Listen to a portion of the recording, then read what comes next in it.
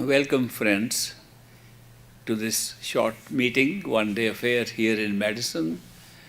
I'm very happy to be here on the invitation of Sunil and Rebecca, and they just had a chance to visit the new home where they will be moving shortly. And it's very nice to see people living with happiness, looking at each other with happiness. Because I believe there is nothing greater than happiness in this world. We are all seeking happiness. And we try to find happiness by associating with people outside. And sometimes we find it. Sometimes it is short-lived. Sometimes we can stretch it longer. But what I have discovered in the course of my own life, now nearly getting to 89 years, what I have discovered in my own life is that happiness comes from inside and not outside. If you are happy inside, you not only show happiness outside, you make other people happy, and then it looks like you are getting happiness from outside. But the truth is that true happiness comes from within our own self. Now, how is that happiness should come from inside and not from outside? Because our true self, which generates that happiness, which generates joy and bliss, is inside us and not outside. We have experiences outside which are created by our mind, created by our body, created by our sense perceptions. These experiences outside are only experiences, but they do not constitute happiness. We can get an experience of happiness from something outside if we are happy inside. Now take the example of a small child.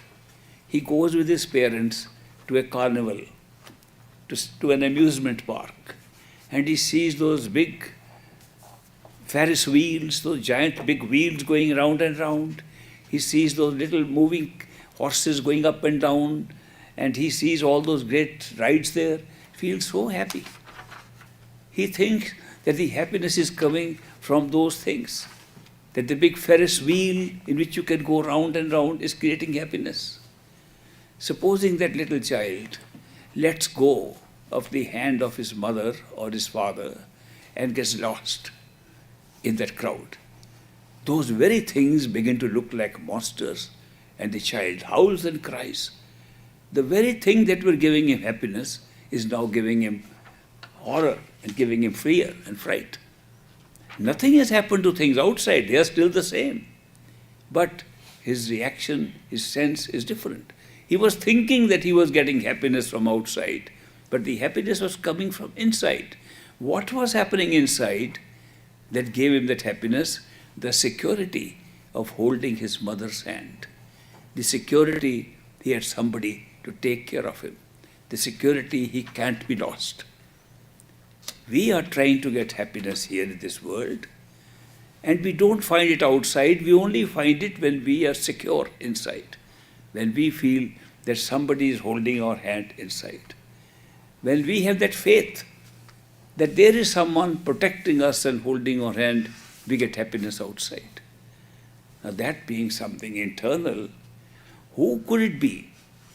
We have tried this with human beings. We have tried to hold the hand of human beings, tried to be close to them, and temporarily we feel happy. After some time, we don't. Why is that? I meet many friends of mine. They meet their boyfriend or girlfriend. They are young. They say, we have met our soulmates, and they are very happy. They say, we are identical soulmates, same ideas, same values, and we love each other so dearly. We are going to get married. We seek your blessing. I say, I bless you. God bless you. Go ahead and enjoy your married life with soulmates. After 3 months, they come back to me. We are in divorce court. And I ask them, what happened? They say, we knew from day one that we were not meant for each other. I said, that is not what you said on day one. So these experiences that we have are so temporary and they do not last. So when we try to find happiness always from outside, we do not get it. But if we have an experience of security, somebody holding our hand inside, we'll be happy all the time and look at this world in a way that's all generating happiness. And if the security is lost, then we are unhappy. And the question is, how do we become secure? How can we become so secure inside that we are always happy? That security can come if our inner self, not this physical body, the inner self, which constitutes our sense perceptions, our inner self, which constitutes our thinking mind, our inner self, which constitutes our consciousness and our soul, if that part of us is secure and feels there is somebody holding the hand there, we'll be happy always outside. And that's a great secret to know, that you can find someone to hold your hand inside and you are happy both inside and outside. The question is, how do we find that? Some people think that by worship to God, worship to a deity, worship to somebody they love, they are able to manifest that, and they are able to become happy by saying, I have faith and I have trust in God. I have trust in that person. I've got trust in a master. I've got trust in a belief system. They use that as a means to hold their hand and be happy. But the problem arises that when they hold the hand of these different beings, they do not realize they are holding the hand of their own mind. Because the mind makes up these things. The mind imagines these things. And therefore, they think they are holding the hand, but the mind is very tricky. The mind will give you a good feeling in one moment and create doubt and fear in the next moment.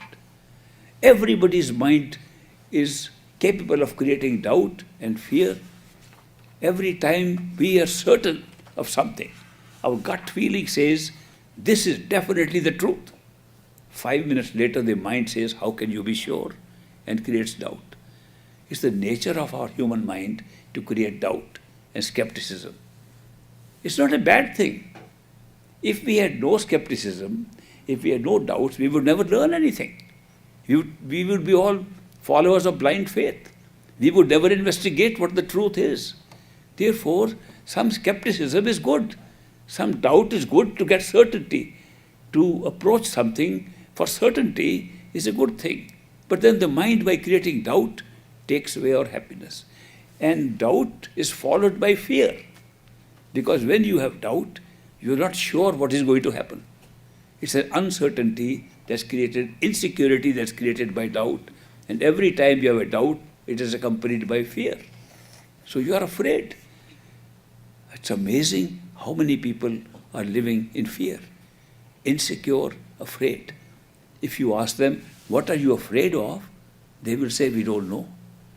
What kind of fear is that when you don't even know what you are afraid of? But the truth is, most of our fears in this world are fear of the unknown, fear of what we don't know. When we know something, we are not afraid. The fear is replaced by a different kind of emotion, a different kind of reaction. If we are in a forest, somebody tells us there's a tiger, man-eating tiger, stalking us somewhere. We are very frightened, afraid. We are afraid till we see the tiger. When we see the tiger, we run, we climb the tree, we do something. The whole fear is replaced by a different emotion in how to tackle this situation. Therefore, fear is always of something we don't know. What will happen tomorrow? What will happen behind that door? What will happen here? When we don't know, we are afraid. Now, this is the nature of the mind, to create these doubts and these fears. That is why we cannot steadily hold the hand of anyone inside so long as it is being done with our mind.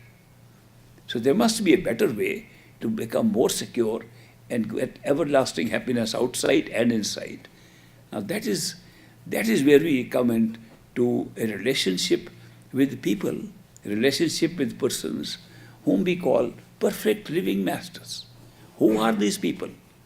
Perfect living masters are those who have ascended in consciousness above the mind. They have been able to separate themselves from the mind. They have been able to separate their experiences, inside and outside, from the mental process of thinking. And they go with their intuition, they go with their gut feeling, and they go with a strong power of love. These powers of intuition and love and the ability to appreciate, the ability to see what is beauty and what is bliss and joy do not belong to the mind. But they are still with us. Actually, they are really the qualities and the functions of our own true self. They would be called spiritual values. These values of intuition and of love and beauty, these are the values that are embedded in our souls, in our true self. There is no thinking involved when you have these experiences. Thinking takes you away from these things. You never fallen in love with somebody by thinking about it. But very often you have got out of it by thinking about it, because you create doubt about it. So that is why this internal feeling, where your consciousness is leaving the mind behind, not dependent on the mind, but becoming independent of itself, that is what can give you that feeling of confidence, security, where there is no doubt and no fear. Now, we all have that. We all have souls. That is why we are alive. Soul is the life force. Soul is the power of consciousness that makes our mind work. Soul is the power that makes the senses work. Soul is the power that makes this body work. We are alive because of our soul. And the soul has no fear. And the soul has no doubt. The soul relies upon intuitive knowledge, does not rely upon thinking and reasoning. But when it identifies itself, when our soul identifies itself with the mind, begins to think mind, soul are the same. And I think, therefore I am. Which is not true at all. It's not that because you think you are and you have a mind, and through the mind you think. That's the truth. You're independent from the mind. The soul is independent from the mind. And once you have an awareness that you are not the mind, you can separate yourself from the mind. You can have that fearless state, the state of certainty and no doubt, which you can never have while you are operating with the mind. There are people who have transcended this tie-up with the mind. They have been able to go above the mind, and they have discovered their own souls. And therefore they have certainty in what they do, and they have the hand held of the soul, of the truth beyond the mind, with fearlessness. And when we come across such people, and they are human beings like us, when we come across such people, they pull us with that love, that intuitive power, and with the power of the soul, and we are drawn to them. When we can have them as our companions, and they operate from that level beyond the mind, we get a sense of security that no mental effort can ever give. Therefore, that's an important role of these people, to come in our midst and give us the security that we need, so we get everlasting happiness and not temporary happiness from little events here or there. How do they come here? Why do they come here? What is that brings these people, whom we call truly enlightened people, who have been able to go beyond their own minds and are able to infect us to the extent that we can be pulled by their love beyond our minds? These people come in response to the seeking of those who want to reach that state. They come to help the seekers of the truth, the seekers of their own reality, the seekers of the truth about consciousness, about the self, about God, about the Creator. They come for that reason. And that is why, if we seek, they come into our life. Otherwise, we can't find them, because they are ordinary people like us. The only difference between them and us is that they have an awareness, a consciousness of who they are, other than mind, senses and body. They consider these three things merely as costumes we are wearing, They think that the soul, which is pure consciousness, a unit of consciousness, in one with totality of consciousness, never separated from totality of consciousness, just experiencing like one aspect, one point of view of consciousness. When they know that this is our true self, that's what we really are. And totality of consciousness, what we call the Creator, God, everything is happening within that. With that awareness, when they come here, outwardly they are just like us. Because this consciousness is not privileged for them. We all have the same consciousness. That if God is sitting inside us, He is not sitting only in some people, He is sitting in all of us. There is no difference between these people and ourselves, except their level of awareness and what they know about themselves. Their awareness has awakened them to the truth of who they are and how we are using these great gifts given to us. The gift of a mind which can think, which can communicate, which can speak. Because basically, the soul does not need to speak. The soul never speaks. The soul only listens. The soul only watches the spectacle of the show, of the creation. The soul watches this creation and has been given a nice adjunct, a nice accessory called the human mind, which then speaks, which then explains, which rationalizes, which makes sense of this creation. All these experiences are being generated and experienced through the mind. So mind is merely an instrument for experiencing this creation. But the Creator and our soul, part of the Creator, is not participating in the outward experiences that we are having. We are using an instrument for that. Of course, if you don't have consciousness, the mind and the senses and body can do nothing. We are at once giving life and giving power to these costumes we are wearing. At the same time, we are also experiencing what is being created around us. It is a simultaneous thing. Creation and the experience of creation are simultaneous. There is no time lag that once we create, then we wait to experience. The creation and experiencing of the creation is simultaneous and is taking place. And we seated inside these three covers of ours are having these experiences. If we could take off these covers, supposing we want to find out, is there something in us, is our soul, is our mind having a life of its own before we were born in this body? Will it have a life of its own? Will there be an afterlife when we die in this body? Supposing this is a very practical question we want to put to ourselves. How can we find the answer to such a simple question?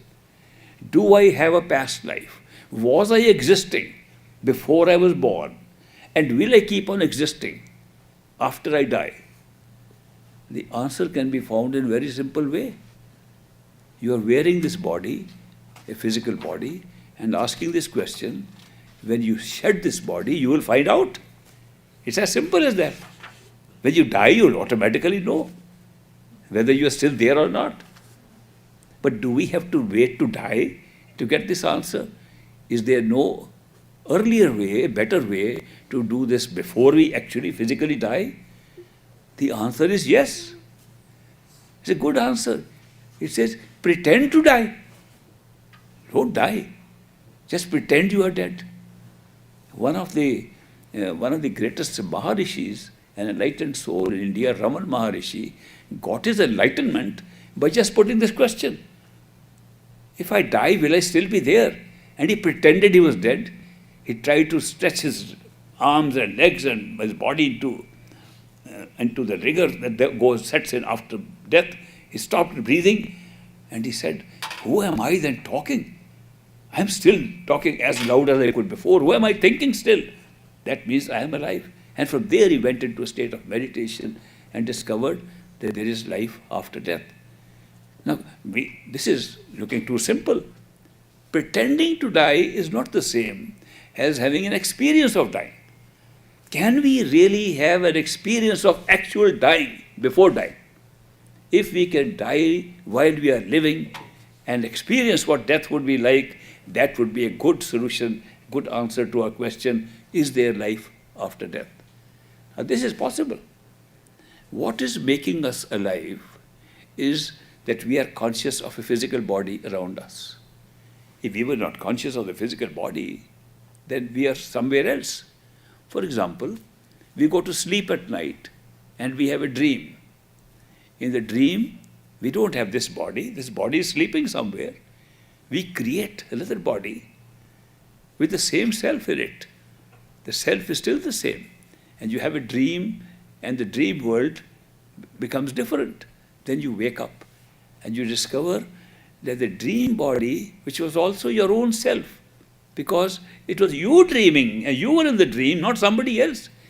You were not watching somebody, you were dreaming, and now you have a different body, and you have survived the dream state. You are still awake. You were here much before you went to sleep as a dream. Is it possible that we awaken ourselves from this physical state of wakefulness and discover it? It is possible. Now, instead of just pretending to die, let us see what death actually does to our body when we die. If you have watched a person dying and have seen terminal cases or something, I have had chance to see many of them. If you see a person dying, they don't die all at once in the physical body. They die progressively. That first the patient says, I don't know where my hands and arm are. Will you put my leg on the right side? It's already on the right side. They become unaware of their extremities.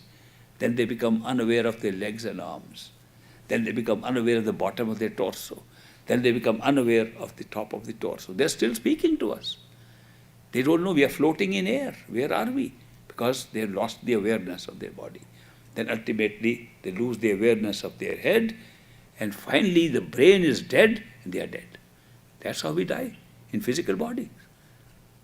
Now supposing we find that this is happening because our consciousness through the power of attention is scattered throughout the body, and from the body the whole world, and we begin to withdraw it back. Withdraw it back where? Near the brain. Well, that's where we die finally, in the brain. Supposing we were to withdraw our attention in the brain, behind the eyes, at a point where we believe we are thinking from, we are experimenting from, talking from, looking out from the eyes from, if we were to put our attention there and think of nothing else but that point behind these two eyes, in the head, center of the brain, if we can put our attention there continuously for long periods, what will happen? People have tried that. What will happen will be, after some time, you won't know where your hands and feet are. They'll become numb, then you'll be unaware of them. Then you'll be unaware of your legs and arms. You'll become unaware of your torso, and you'll be ultimately become unaware of your whole body. The experience is identical to the experience of death. So you can die while living. In the Gospel, Paul says, I die daily. He doesn't mean physical death. He means he's able to withdraw and find out that the body is not himself, that the body is not real. So by practicing this withdrawal of attention behind the eyes, in our head, we can experience what death would be like. It will be identical to that. And we'll find out we are still very much alive, but not in the physical body. We have another body embedded in this body, and that remains alive even when this body dies. What will happen if we did this? Just once. If we have this experience once of dying while living, we'll forever be unafraid, fearless about death. We are afraid of death. We're all afraid of death. Why? We don't know what will happen. It's the fear of unknown again. We don't know what happens after death. We don't know whether we exist or don't exist. But once you know you exist and have experienced it, even once, the fear of death disappears. And when fear of death disappears, other things then begin to happen. For example, you begin to realize, who is that which has survived? What is that personality of yours that survives? And what is the characteristic of that personality that has survived? Now, if you imagine that you are sitting in the head of this body, just imagine for a moment. Take this body to be a cover, a vehicle. Say, like a car, that this is your mobile car that moves around when you move the legs. Where is the driver's seat? If you want to check where would be the driver's seat of a vehicle, mobile vehicle made up like a body, it will be in the head, behind the eyes. That's where you drive. That's where all the directions are given. That's where you direct the hands and legs to move. So therefore, if you are in the driver's seat, and one day you say, I want to know what I look like if I'm in the driver's seat, and not look at the body, but look at who's sitting inside. What do you look like? Maybe you look like just what you look like here. Maybe, but you look very fine. You don't look coarse. You don't look like you're made of atoms and molecules and solid flesh and bones, but you're made of something. And then you will notice that you can see things with that body. Well, maybe imagination. How do you see imaginary things? When we imagine something totally not seen before, we can imagine anything. What eyes see that imagination? There's some eyes inside. You can hear thoughts inside, and we can hear other music inside. Which ears are hearing that? Not these. We discovered that we have an inner self, an inner body that can see, touch, taste, smell, and hear just like this physical body. If you are able to sustain that state for a little longer, with deeper meditation, by deeper practice of withdrawing attention behind the eyes, if you can do that, you will find that you can recall how long you have been in that body. You can remember events of that body. You can remember events that happened 200 years ago, 500 years ago, which can never have happened to this body. So when we try to go through past life regressions, some people try that. They say, well, in the past life you were so-and-so. Most women tell me they were Cleopatra in the past life. I don't know, some people have the power to tell you who your past life is, and they were all big celebrities in their past lives. Of course, that is just a game, made-up game, but you can find for yourself with your own memory. Memory is not linked to this body at all. That if the power to see, touch, taste, smell is not linked to this body, also exists independently of the body, so does memory, even of that body. Now that's a great experience which will show you that you existed prior to the birth of this body, and you'll keep on existing after this. No speculation is needed, no debate is needed, no discussion is needed, no reading of books is needed. All that is needed is withdraw your attention behind the eyes, become unaware of this body, and you will have come to know who you are. And that is the purpose of meditation at the third eye center. When we say, let's meditate at the third eye center, what are we trying to do? What are we trying to achieve? We are trying to achieve the concentration of attention at the third eye center and discovering who we really are if we are not this body. It is through deep meditation that we can discover that what we think is ourself is only cover upon ourself, and a cover created specifically for certain purposes. The cover of the physical body has been created so we can have physical experience, so we can have a physical creation around us, a physical world around us, and we can experience it. That's why we are wearing this jacket called the human body.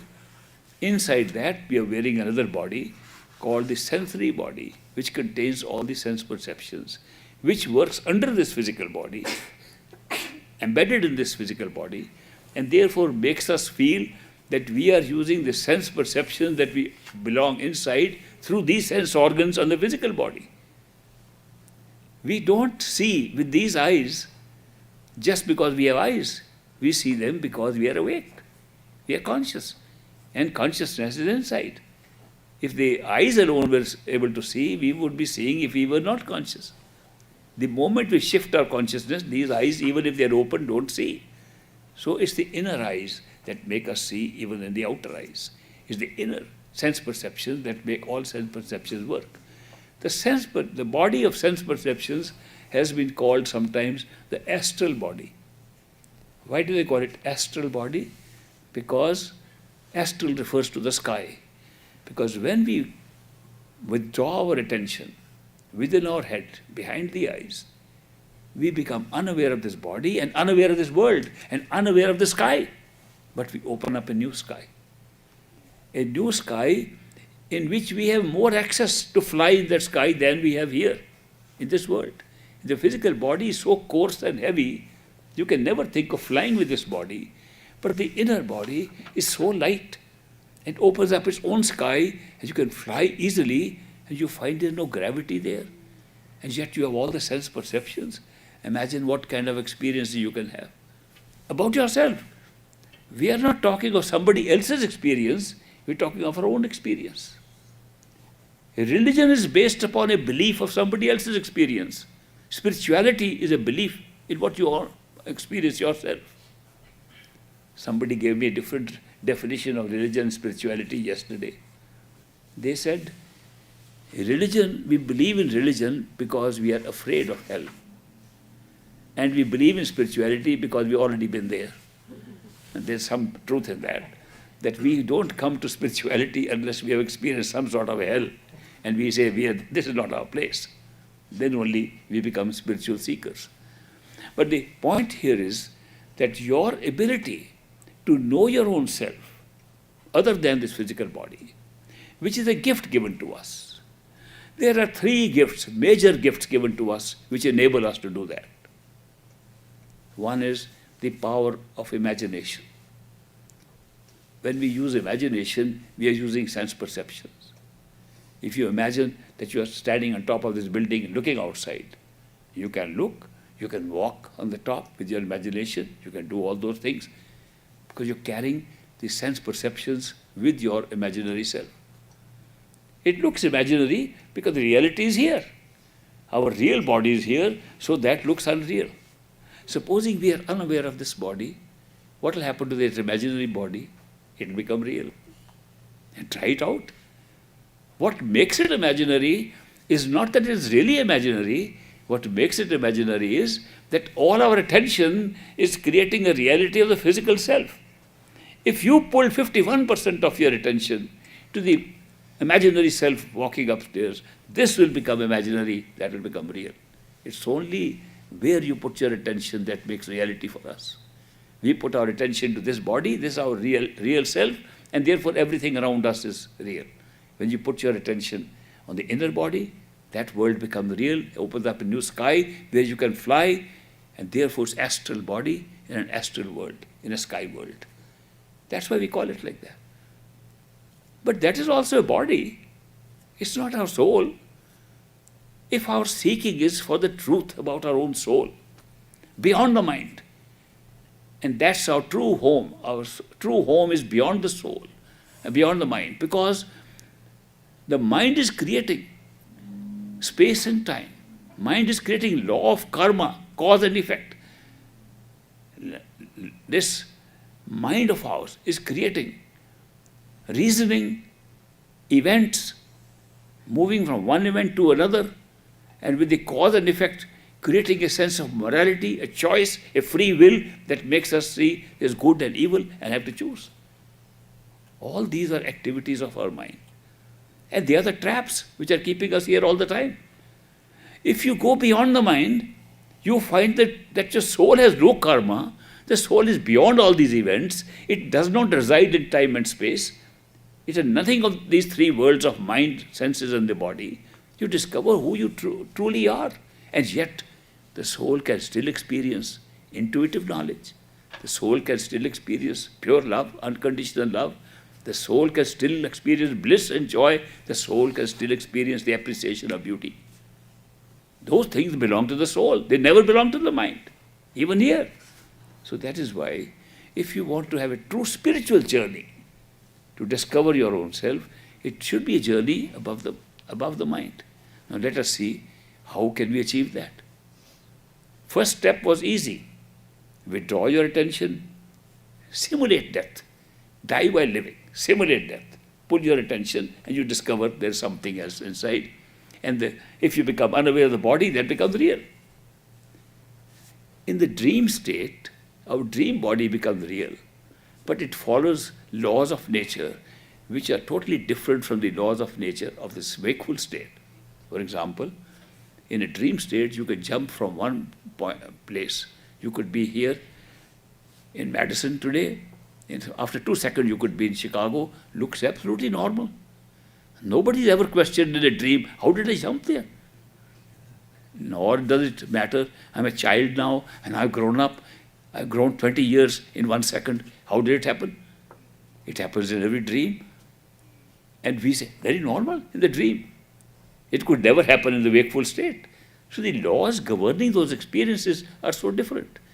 Similarly, the laws governing our astral state, a state which is beyond and higher than this physical state, are very different. In those laws, time flows very differently than here. Here, we are trapped by a time flowing independently of us. We believe our watches rather than our experience. There, time is under your control. Supposing you like something, say, I don't want to leave this place, I want to spend a day here. You can hold time for a whole day. Hold the entire scene for a whole day. You can't do that here. Moreover, supposing you want to talk to people, here you talk in the same language they understand. If somebody speaks French and you speak English and you don't know French, you can't communicate here. There you can, because communication is telepathic. And telepathy, you don't use language, use the meaning of language. Telepathic is not only meaning of language, there's also meaning of language here.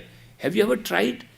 Have you ever found out that if you had a friend in Germany who doesn't know English, and you have a thought in your head, telepathically communicating with your friend who doesn't know English, only in German, that very meaning of what you're saying in English is understood in German without learning that language? Telepathy does not require knowledge of language. In the astral plane, you only use telepathy for communication. A very big difference. Here, we keep secrets. Oh, I hope he doesn't know what I'm thinking. I have a very sinister plan, but I won't tell. You can't do that there. You can read everybody's mind. There are no secrets. It's a transparent world. The laws of experiencing that state are so different from the laws that govern here. And therefore, when you open up that stage, you have a totally different, higher experience, greater reality, greater knowledge. Knowledge of what's going to happen is known to you beforehand. It's like a ride. This life is not like a ride. This life is a free will. What will I do tomorrow? Is it right or wrong? We think all the time. And then we do what is written. And we think we're deciding now. But there we know what we have to do. It goes on. It's like riding. Supposing we take a ride in an amusement park. And you can say, now will I go next round or not? It's not in your control. You know you're just having a ride. In the astral plane, life is a ride. Here it's not. So why I'm saying all these things is because the nature of that experience is so different from the experience here. And it's a great thrill to have that experience. But that is not all.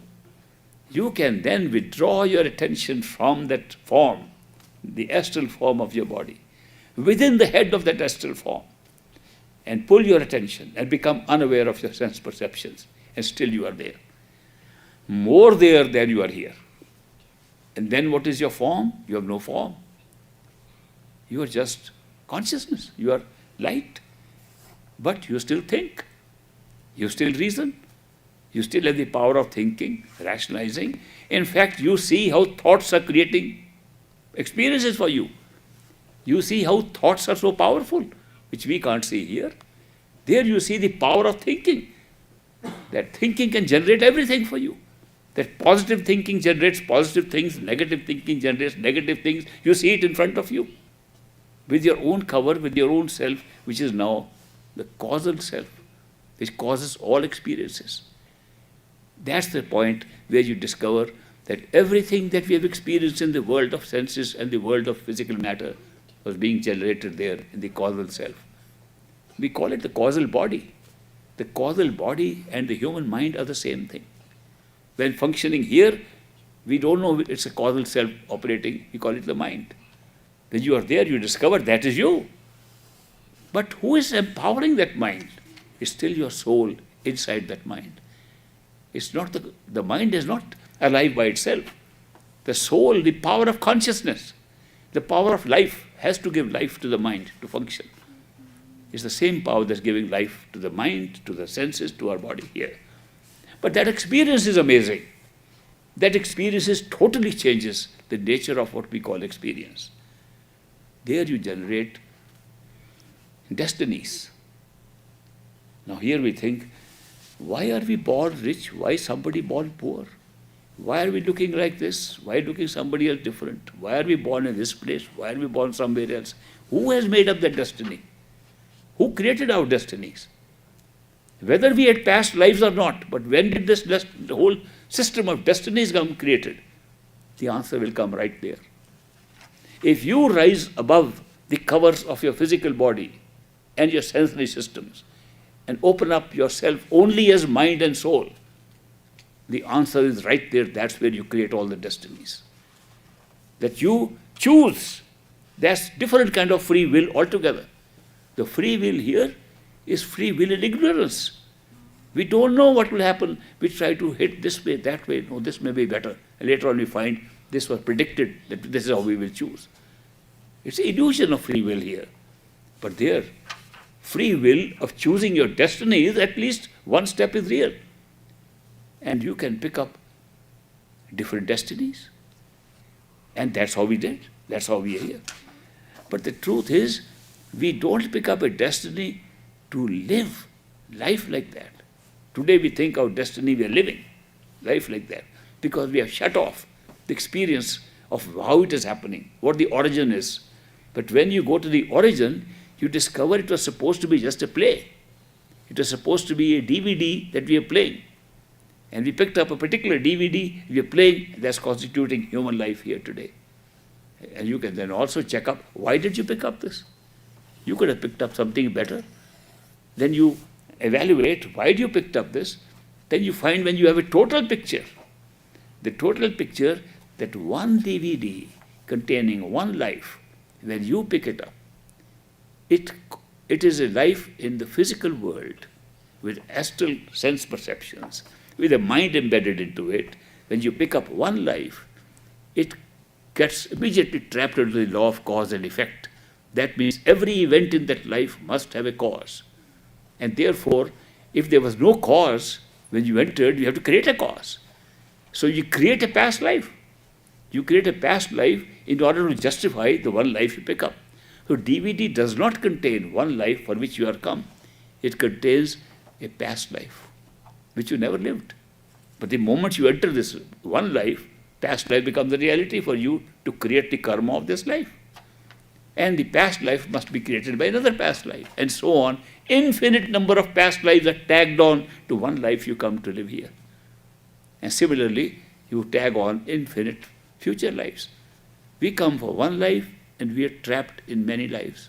And once we take it for real and get trapped into this, we go into the cycle of coming again and again through karma, law of karma, which is not binding our soul at all.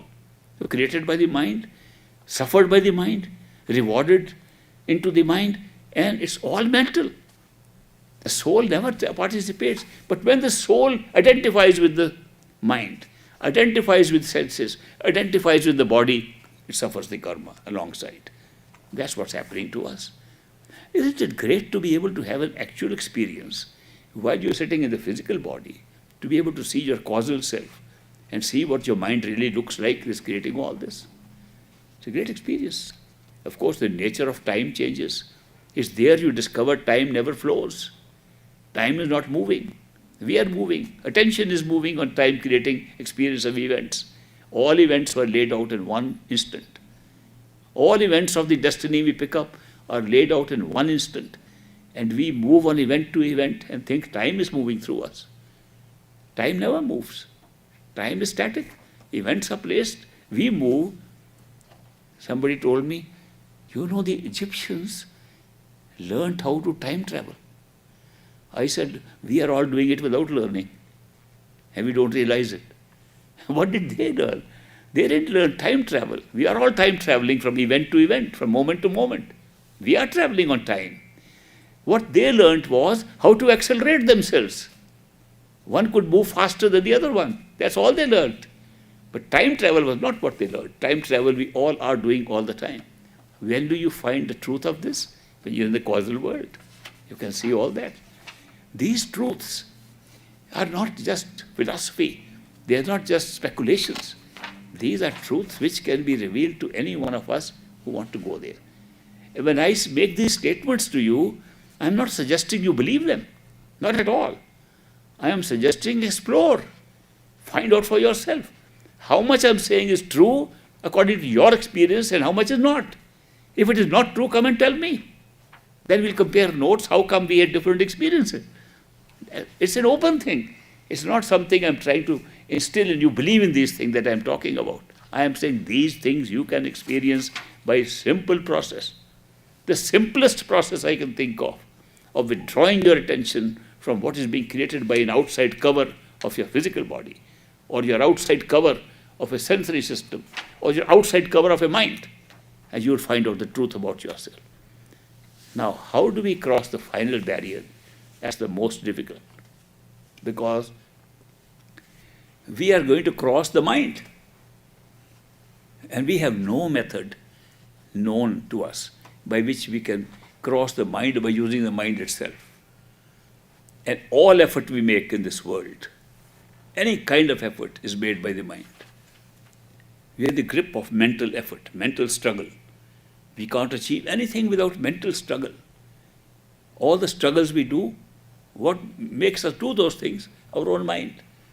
Therefore, if you have to go beyond the mind, no amount of struggle, no amount of effort, no amount of trying can ever help you.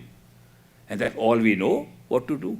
So there, spirituality totally differs from any mental effort or mental realization. These are spiritual experiences too, that you can see that this physical body is not yourself, another longer lying, living body inside. So it's a good experience. A better experience that you can find that the mind is also being covered by senses and the body. It's a great thing to uncover and find out. But it's not spirituality. Spirituality is where the spirit can be discovered, where the soul, consciousness that is giving life to these three, to the mind, senses and body, can be discovered by yourself. No amount of meditation can do that. All meditation is an effort. All meditation is simple use of our mind. People say there's power in the mantra, power in Simran. How can repeating of words take you beyond the mind? It's a mental exercise. You can visualize and have these experiences. How can they do it? They're all made visualization by the mind. Then what can take us beyond the mind?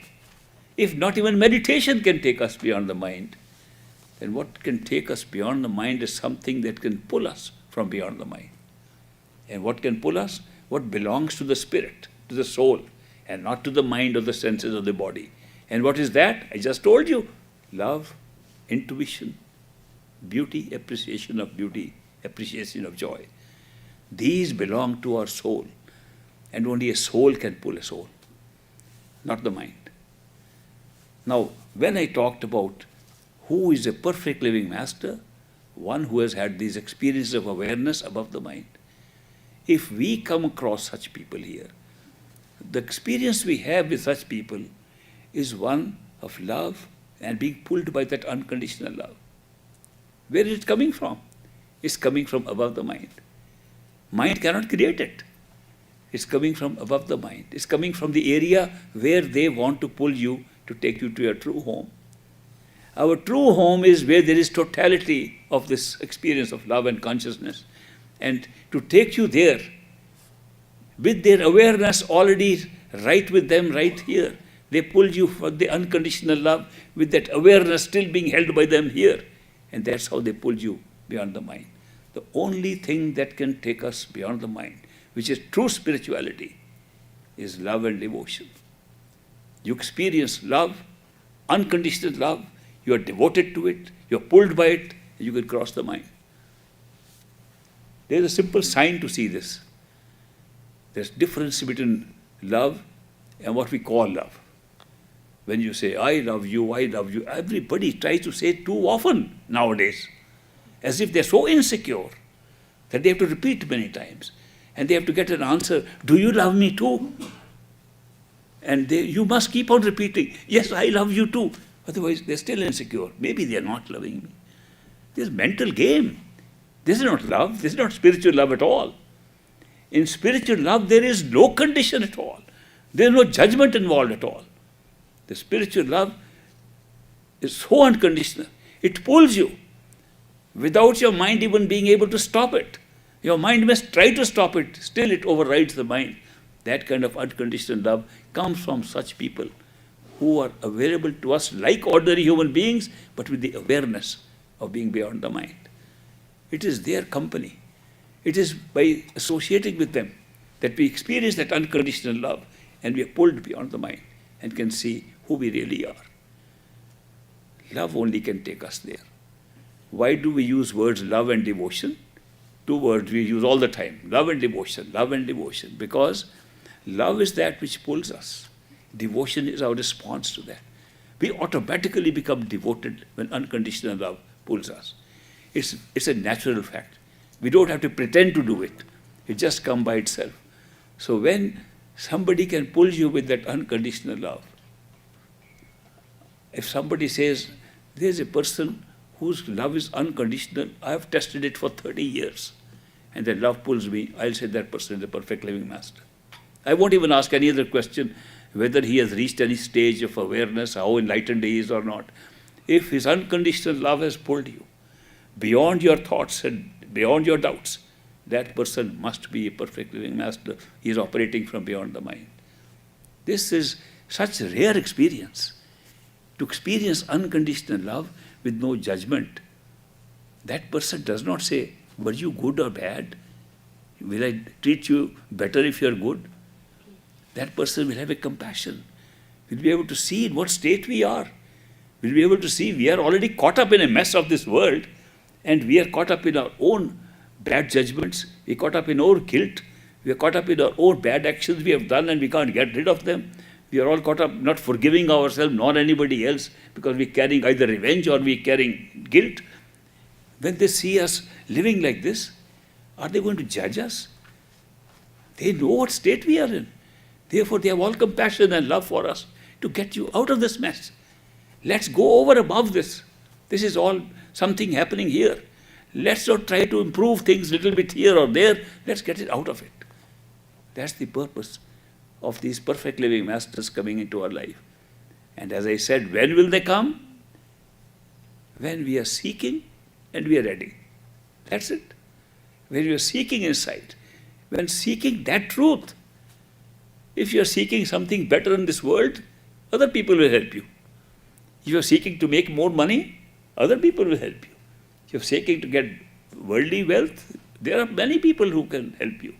If you want psychic powers to influence others, if you want the power of cursing other people will help you. But if you want to go beyond all these, say, I want to go back to my true home, what we call Sachkhand. I want to go to my true home, and that's my only seeking. I'm done with the rest. Then they will appear in your life. And gradually they'll reveal themselves, gradually. As you associate more and more, you will find how their love is so unconditional and pure. Something you haven't seen elsewhere. Something you haven't seen in ordinary things. Remember, when people say, I love you, watch very carefully what they are really saying. I love you. They love I more than you. Supposing you say, but I hate you. Somebody says, I love you. Say, but I hate you. They say, then I hate you too. What happened to that love? In 1 second, it gets modified. Because it's the I, it's an ego trip. Ego is the face of our mind. Ego is what presents itself as the mind, the thinking mind, steps out and shows itself as I, me, mine. Ego is the greatest separator. It creates more separation than anything else. When you say I, you're already separating yourself from everybody else. If there are two people together and say, I love you, you're already separating the other person from you. But what happens in true love? In true love, the I is put on the back bench. I disappears for a moment. You are so absorbed Your thoughts, your consciousness, your awareness is so absorbed in the beloved that you can't think of I. Therefore, if there's anything that can push the ego behind, it is love. Whether it's love in the physical world or love at the highest spiritual form, but true love can really help you to forget yourself and be so absorbed in the beloved that you forget the I. So that is the very big difference. But when you keep on saying, I love this, what you are saying is, I'm very attached to you. I'm very attached to my car. I love my car, I'm attached to it. I love my house because I'm attached to it. Attachment is being considered as love. That's not love. Attachment binds us down more. Attachment is a very different experience than love. In love, the experience is that there is no separation. In attachment, the experience is you are separate, I am doing something to you or you doing something to me. That the separation exists in attachment and the separation disappears in true love or pure unconditional love. Now that's my only criterion. Somebody says, give me one simple criterion. Have we met that person? Was he a perfect living master? At one time I used to give a list of criteria I read in the book. Now I give one criterion. Does he pull you with unconditional love despite all the thoughts your mind has? If he does, the perfect living master. Does he pull you from your soul to that extent? If he does, if you want to test over and over again, go meet again and again. See how sustained, how permanent, how unconditional, how timeless that love is for you from that person, that human being. Take him that he is a human being like us, a friend like us, but his awareness is coming from beyond the mind. That's the power of love. Of course, if you ask me, ordinary simple criteria, which they say a perfect living master will look like ordinary like us. Because if he is not ordinary, he can't be a friend. We can't experience love. We can experience worship, we can experience admiration, we can experience being charmed, but we can't experience love. Has to be ordinary. Secondly, he will be a giver, not a taker. He'll not use the spiritual path or his teaching to be part of his income. He'll not make a living out of it. He'll make a living like anybody else from other occupations and share with us his awareness, share with us his mandate to take back marked souls back home, and he will not perform public miracles. He'll perform private miracles in our own self, and he will not claim to be a master. He'll be so humble, he'll not say, I'm not a master. I can give a list of these things. But these things can, even when you study them, a person, intelligent person can say, okay, I can do these things. And he can pretend that he says, I don't say I'm master, and I don't perform miracles, I don't do anything, but I'm after your purse, I'm after your wallet somehow. And if he's doing that, sooner or later, you'll find out he is not a perfect living master. Because the very big criterion, is he pulling you with that unconditional love? That will be missing. Many of these things can be faked, and they are faked. Anybody can make it a good business. This business of being a guru has turned out to be a very profitable business. And people are roaming around the world and making a lot of money by saying we are spiritual gurus and teaching. But perfect living masters, with that awareness, come to give something, not to take. They are not beggars asking for us to give something to them. If they have no power even to sustain themselves, they don't work like ourselves, they are not strong human beings like us, how can they be gurus like us? At least their strength is visible in the fact that they are givers. They come to share something with us. They come to take us back home. They become friends. In fact, they are friends first and gurus afterwards. You can't call a perfect living master a master if you have no friendship. A friendship is prior to a person being recognized as a perfect living master. And how can they be friends if they are totally different from us, or they are not following any of these creating the feeling that we need? People ask me these questions because they are having a problem finding gurus. There are too many gurus. My own master used to say in his own time, probably in India, now there are more gurus than disciples. There is a shortage of disciples, not shortage of gurus. So you can make any number of gurus. Here is something I'm going to suggest. We can never know who is a perfect living master. We can guess. And there may be 20 people who qualify by our definition. And we still are not sure who is the perfect living master. We are confused.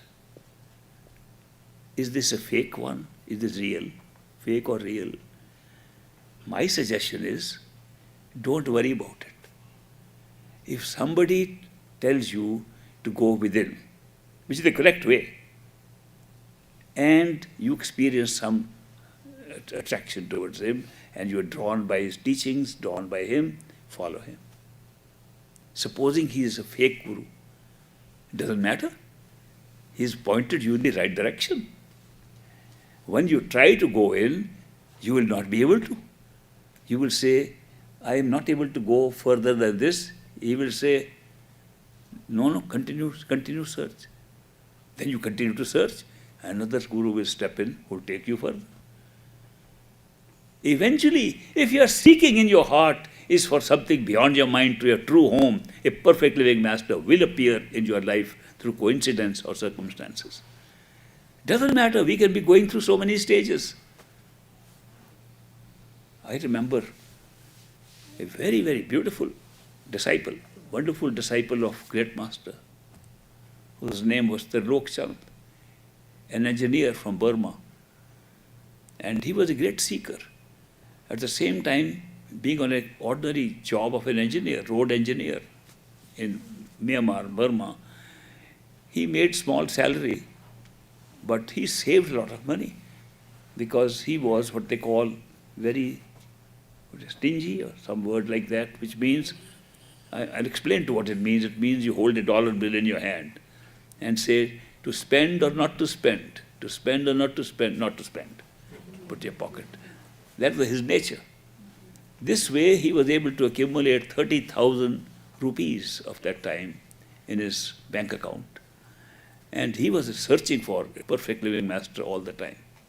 Then he heard that in India, in Madras, in this city of Madras, was a Swami, a yogi, who could give you true knowledge, true enlightenment.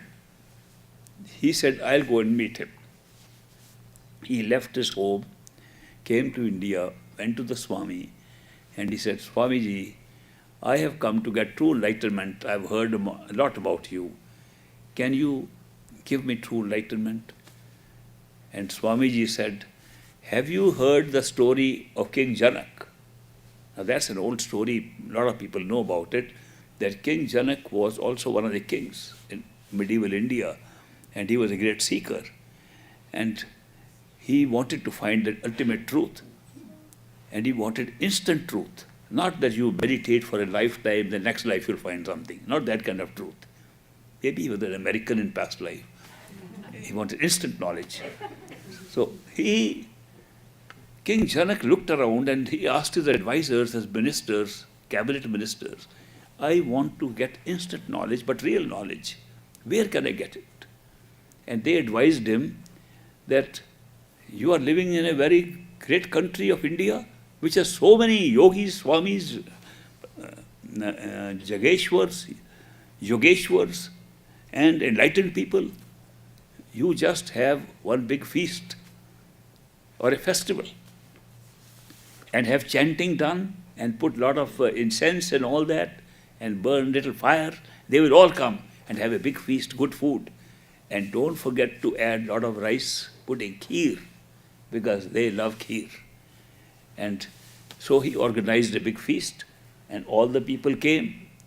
And the king disguised himself incognito like a tourist, and he walked amongst them, looking for true knowledge.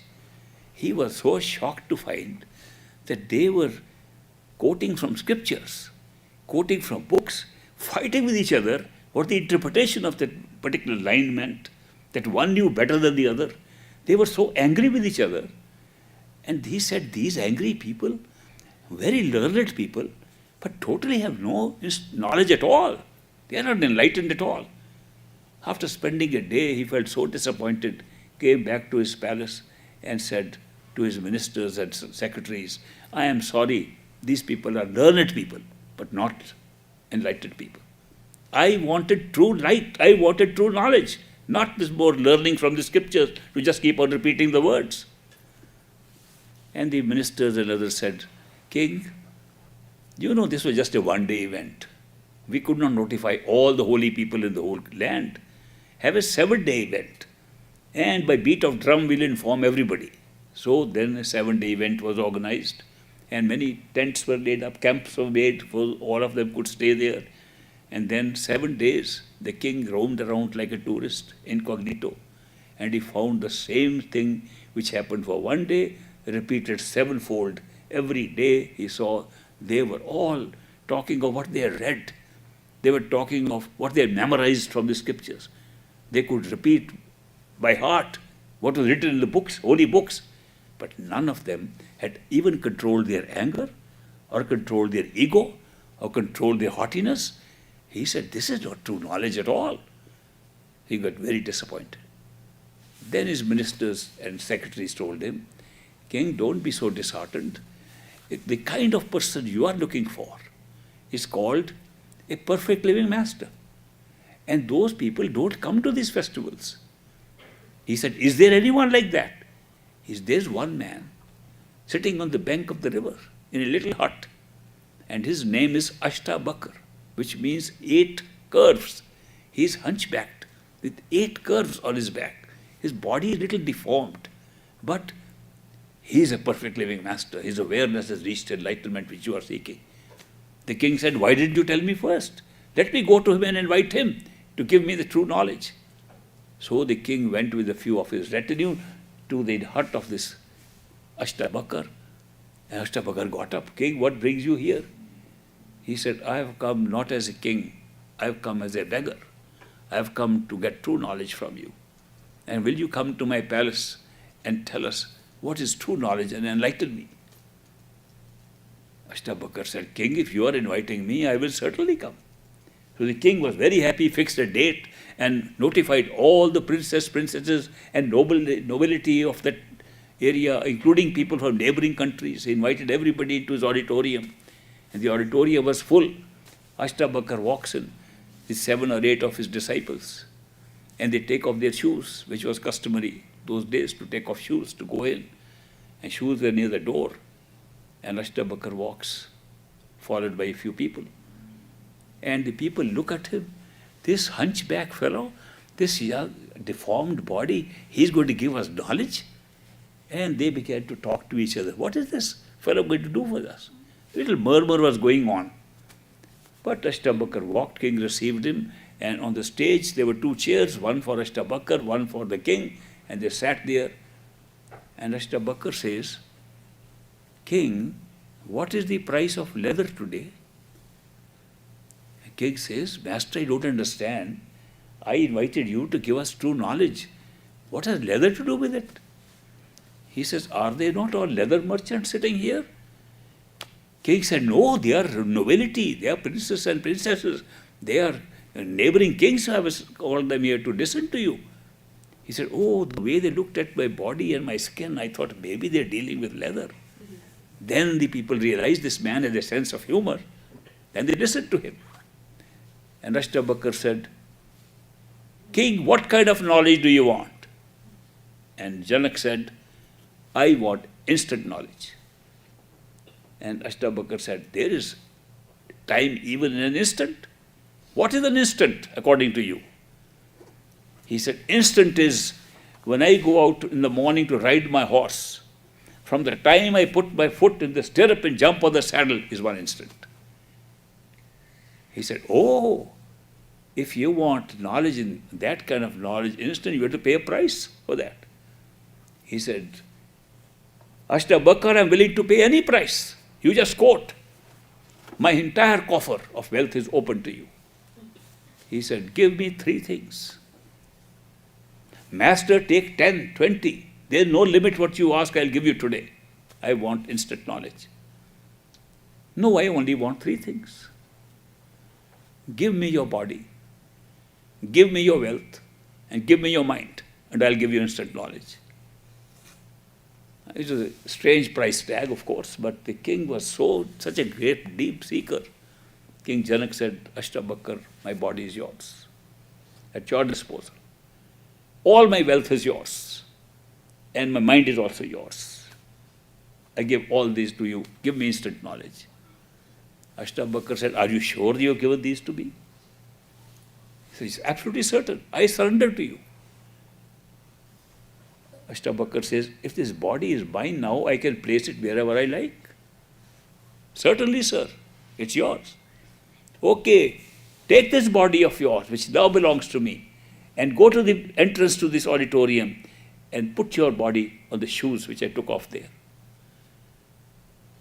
King got up, walked toward the entrance, and everybody then said, what a stupid show we have come to see. A hunchback guy coming and telling the king, go and sit on the shoes. Is this the way to give enlightenment to anybody? And once again the murmur started all over. And the king thought, these people don't know what I'm looking for. These people are just looking at my wealth and my palaces and my status, and they think that what is this man king with all that wealth doing? When this thought came to him, and he was still walking, Ashtabakar shouted from the stage, from the dais, King, you have no business to think of your wealth. You already given it to me. He said, oh my God, I forgot that all this wealth belongs to him. And as he was thinking like that, Ashtabakar shouted, you can't even think whether you gave it to me or not. That thought you can't have because the mind is mine now. He caught his head and said, I can't even think. And that instant, when he held his hand, got enlightened. And the Ashtabakar said, don't have to sit on my shoes, come back. So he came back to the stage, he said, sit next to me. Tell me, did you get instant knowledge? Yes, master, I did. It was such a, it's just an awareness that opened up. He says, yes, you gave everything to me. You gave your body, you gave your wealth, you gave your mind to me. Only your soul is enlightened anyway. The moment you're able to surrender these, your soul gets enlightened. It's already enlightened. Your knowledge, awareness of who you are is enlightenment. He said, how long did it take? He said, Master, truly it took less than the instant that I told you about. King Janak, I don't need your body. Ashtabakar says, I already have a hunchback body of my own to take care of. I don't need your wealth. It is of no use to me. I live very peacefully in a little hut. And certainly I don't need your mind. My own mind is terrible itself. Keep these. But from today, think they belong to Ashtabakar. Think your body belongs to Ashtabakar. Think your wealth belongs to Ashtabakar, just given to you for use. Think your mind belongs to your master, just given to you for use. Use them. You'll still get enlightenment. And continue to do meditation on this basis. In 20 years, you'll get the same enlightenment you just got in an instant today. He says, now because you will be putting an effort to get that. The experience you had today was effortless. This is the story of King Janak. And the Swami told Trilokchand, the engineer from Burma, have you heard this story? And Trilokchand said, yes, sir, I have. He said, I am like Ashtabakar. I demand three things. Give me your body, give me your wealth, and give me your mind, and I'll give you true instant knowledge. And Trilokchand, with 30,000 rupees he had accumulated over his long career, was such a keen seeker. That's where I noticed. He said, Master, my body is yours, just like King Janak, and all my wealth is yours, and my mind is yours. Give me knowledge. He said, are you sure? He followed the same principle like Ashtabakar did with King Janak. He said, yes, Master. He said, okay, let's start with the wealth first. How much money do you have? I've got 30,000 bucks in my bank account. Transfer that to me immediately first, because I need to build a temple. I need the money for that. And this man who could not spend 1 rupee, thought so much, transferred those 30,000 rupees to the Swami's account straight there. He said, now I've taken your wealth, Now I'm going to take your body. The meditation technique I will teach you requires breathing alternately from the right nostril and the left nostril. Once in and out from the right nostril, one in and out from the second. This kind of pranayama I'm going to teach you is very special. It's not ordinary breathing. It is something to be done internally, because truth is inside us, not outside. You can't use your hands to control like this, then all the attention will be in the hands. It has to be done internally, which means it has to be done with your tongue. The tongue has to be twisted back so it can operate inside in the nostrils alternately. And for that you have to cut the tendons of your tongue to make it go back. He said, my guru did it for me. So took out his tongue, came big tongue like a snake, and he showed his tongue. He said, this is what you will be able to do. And this I will do by cutting your tendons and releasing your tongue so it can move backwards. So, and I will not do it in a simple surgical operation. I will do it painful way. I will sandpaper it. And I may use nettle grass, that's stinging plant, to make it a sacrifice. So you should know you have surrendered your body. And this, the Lokchand engineer suffered that torture of more than a month, screaming every day at the process of detaching his tongue from the tendons. He went on. At the end, he was able to release his tongue and turn it around and learned how to meditate. He said, now give me your mind, you've given your body. So he told him that this pranayama itself will draw your attention to the higher crown chakra and so on. So he saw some side lights and colors would come up, and he would see stars in the sky, and he had those experiences. He would fly in skies. And one day he told Swamiji, I have seen all this. I want to go to my true home, where I belong. These are just experiences. I don't want these. And Swamiji said, that's all I can give you. If you have to go beyond that, somebody else has to give you. So he left. Eventually, he came to Great Master, and he was initiated. And from that point, made rapid progress. Beyond the seeing of the stars in the sky, he began realizing who he was, went to the causal plane, and he was so happy. He was always full of happiness, smiling all the time. And we were around him. He was a good friend of ours. And he would always say, Deen Dayal, some words like expressing gratitude for the Lord that has given him everything. One day, in an evening, when Great Master used to have a small meeting of a small group of people who were there, I was there when I heard this. He said, the Lokchand said, Master, had I known that you are the one who is going to give me true enlightenment and true inner visions, I would not have given that 30,000 rupees to that Swami in Madras. And Great Master laughed at him. And he said, the Lokchand, you don't know. The day you came to me, I transferred those 30,000 to my account. Then he explained to us. He says, no effort ever spent on the spiritual path goes waste. What he did was a step on the way to come to me. And therefore, any accumulated effort that he put in, not in one life, but several lifetimes, does not go waste. And eventually, the perfect living Master appears, and whatever you have been doing, all counts towards your spiritual growth. I am sharing the story with you because do not worry. I am searching for perfect Master. He is a perfect Master or not. Follow that which takes you as far as you can go on the spiritual path. When that person can take you no more, your seeking is still there to go beyond. Another Master will come into your life and take you beyond. It's not your responsibility to find the Master. It's the perfect living Master's responsibility to find you. Your responsibility is to seek within yourself. If you are a seeker, you must find. It's one who knows you are a seeker, who can already know as a human being, who can know there is a seeker sitting here and that's marked for me to go and find out, must appear in your life and take you back home. The role of perfect living Masters is not to be found by seekers, but to find the seekers. And that is how they find. In India they say, when a chela is ready, the Guru appears. When a disciple is ready, the master appears. They don't say, when a disciple is ready, he can find a master. They say, when a disciple is ready, the master appears in his life. Appears by coincidence, appears by circumstances around. And then one is pulled by that master. All the effort we have ever made to go towards our true home counts.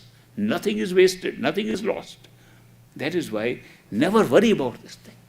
If you are a seeker, seek. What you can find, go as far as you can. If you find that you have not found what you really wanted to find, you only found some part of it, keep on seeking and you will find the rest. It's as simple as that. That's the nature of our consciousness, the nature of our soul. Our soul remains connected at all times with its totality. Never has been separated. The experience of separation is illusion. It's created for experience alone, that we are separate from our Creator. We are connected all the times. And one who has awareness of the consciousness of the Creator knows it while he's here or anywhere else. When we make a spiritual progress in meditation, we can get higher experiences. Experience of dying while living, experience of leaving this body and having an inner experience, experience of opening up another sky and seeing the stars and moon there, experience of opening still another sky, the orange sky. It looks like a sunset is extending the sun all over the sky, and we can see our own destinies being made. We can have those experiences. But those experiences do not mean we have found our own self. It only means that we have found different levels of reality, different levels of consciousness. When we do that, we only have one reality at one time. Right now, the physical reality is our only reality. This is real. Nothing else is real. It's either imaginary, dream-like, maybe possible, but the reality remains with our physical bodies and physical world. When we are unaware of the body and go to another level, that becomes the only reality. When we sleep and dream, the dreamland is the only reality. We wake up, dreamland becomes unreal. This is the only reality. You go to the astral plane, physical plane dreamlike. Physical plane becomes dreamlike, and the astral plane is the only reality. You go to the causal plane, that becomes the only reality. Everything else was unreal. You go to the spiritual self and discover you are a soul, that's the only reality. Everything else disappears. But when you go to your true home, to totality of consciousness, the whole show is taking place there. Then all are real and unreal at the same time. They are all being created from there, and they are all realities to be experienced by consciousness. When you reach that level, then you retain the awareness of every level. Whatever has been created is part of your awareness. Now imagine a human being like ourselves sits here in our midst with that awareness. What does he know? He knows we are all interconnected and one. Automatically, not by thinking about it. Automatically, he knows. He knows where the seekers are, where they are not. If he doesn't, he hasn't reached that level. And if he knows that, and he knows the seeking of some of these people, because we are divided into human beings, he knows these people are my responsibility to take them back home. That's my mandate. That's why I'm a human being here in their midst with this awareness. He will pick up those seekers, appear before them, go into their lives and take them back home. So if he cannot do that, I would not call him a perfect living master. So therefore they have a very special role. They don't come as teachers. They don't teach. They come as to take us to our true home. They teach because we want to be taught. No other reason, I can tell you. We think we can never learn anything. We have to learn some things first. So they become teachers for us. Now we have to understand how to do things. They say, do this way. No, but I must struggle to do it. Okay, meditate. Meditate hard. Spend more time. Why? That's what we want. We think that's the secret of all success, including spiritual success. At the end we say, none of this was actually real. This was a way of their extending grace to us, to make us go through this process. And ultimately it's the love that is pulling us, and none of these other things. These things are just stationed in the middle of our search for the truth, and they are just steps towards discovering our true self. Such is the experience of people who have associated with the perfect living masters. There is nothing more beautiful than that, nothing more fulfilling than that. No love of any kind can equal the love that you can experience from a perfect living master. And I say this from my experience. And I say this from experience with my beloved master, Hazur Maharaj Baba Sawan Singh. Whatever he said to me, he delivered. What else do I need? People following masters who don't recognize my master. They say he was not a master. We don't see a will by which he was appointed. We don't see any direction given by higher masters saying he will do this. They come to me. You are following a fake guy. He was not even a master. And you should follow the real thing where we can show you documents, who the real person is. And I tell them, look, I don't know the people you are talking of. I have never seen them. I don't know who prepared wills or did not prepare the wills. I only know I met a man. His name was Sawan Singh. This man promised something that appealed to me. And he delivered his promise. What else do I want? Supposing the whole world offers me something and says, we can give you. I said, you can give me what he's given me. Will I take what is already given me? Or should I wait to be given something? One master with a very huge following in India came to me when I was holding a good position in the government. I was Chief Secretary of a state government, which is supposed to be a high position. I was in that state, and a follower of that master who used to come to me just for discussions and for what he used to call charging his battery, he used to call it. He said, my master wants to meet you.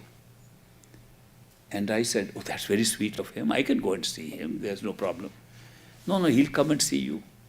One day, without appointment, that master and this disciple of his come up to my office. And they come in. And the master's got his big retinue outside and people are waiting with slogans, master is here. And I am sitting in my office. And master walks in, I get up to salute him. And he says, I have come to initiate you, to give you true initiation. I said, Master, I already got initiation from Baba Sawan Singh, the great master.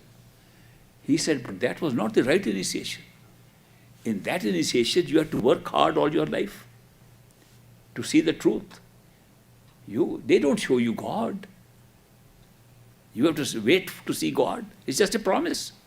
I show God when I give initiation right there and then. I have come to give you initiation so you can see God right now when I give you initiation. I said, I very much appreciate your offer, but the truth is I am a very patient man and I can wait. I am in no hurry to see God. I have full faith that God is there and I'll meet him. I know what it is like.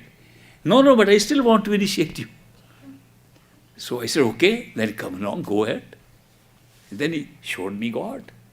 He initiated me by putting his hands like this. He said, what do you see here?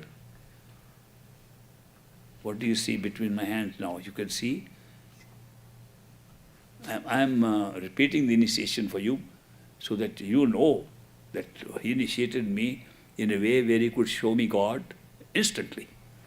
Showed me that. I said, looks like there is nothing I see between that. He says, is there any form you see? I said, no. He said, that is God. He's formless. You laughed. Inwardly, I laughed also. Outwardly, I had to make a serious face. He had just shown me God. He showed me space between my hands. I went home. At night, it dawned upon me, he told the truth. Space creates all this universe. Space is the creator of all this universe. Supposing we pull out space from the entire universe of billions of galaxies and planets and suns, pull out space, it becomes a little pinhead. Science says that. Physics says that. Astronomy says that. All theoretical physics says the same thing, that space is creating everything. And I realized I was trying to laugh, but he told me the truth, that at least this world we see here is made out of space. So I can't say he gave me a bad initiation. He gave me some realization. But of course, the realization that this world is made of space, that we can go and fly over here, does not contain the element which a perfect living master gives, the element of unconditional love that pulls our soul more than our mind. The mind can be affected by understanding space. The soul doesn't care for whether space creates this world or not. The soul wants to be loved and to love. And that unconditional love comes from a perfect living master.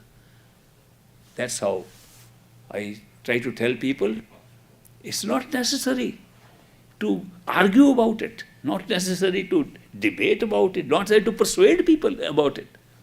When you are a seeker inside without talking to anybody, the perfect living master comes into your life and takes you back home. We'll have a break. I'm very happy to meet all of you. And once again, I would like to thank Sunil and Rebecca for arranging this get-together so I could meet so many of my friends. Let's thank them by applause.